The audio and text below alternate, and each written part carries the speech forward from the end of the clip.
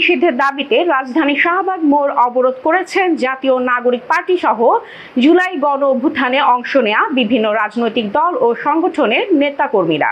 গতকাল শুক্রবার বিকেলে প্রধান উপদেষ্টার বাসভবন যমুনার পাশে মিন্টো রোডের প্রবেশ মুখে সমাবেশ শেষে তারা শাহবাগ মোড়ে গিয়ে অবস্থান নেন।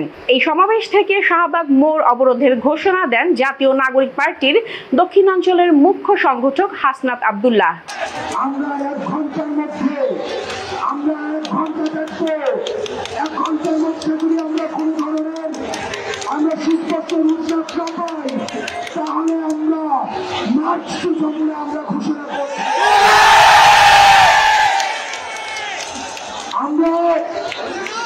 আমাদের কর্মসূচি অনুযায়ী আমরা ইন্টারকন্টিনেন্টাল গ্রেপ্তার হয়েছে, আমরা সেইটাইতে আমরা অবস্থান করব।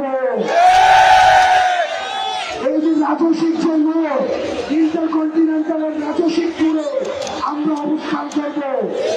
আমরা উপদেষ্টাদেরকে স্পষ্ট ভাষায় বলতে চাই, আপনারা আওয়ামী লীগ প্রশিক্ষণ নিয়ে কোনো গরিবেশি করেন না।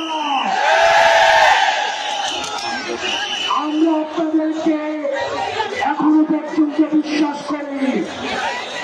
এই আওয়ামী লীগের কোয়েশ্চেনটা আপনারা সলভ করে ফেলেন, আওয়ামী লীগকে নিষিদ্ধ করে ফেলেন। এরপর আন্দোলনকারীরা মিছিল নিয়ে শাহবাগ মোড় অবরোধ করেন।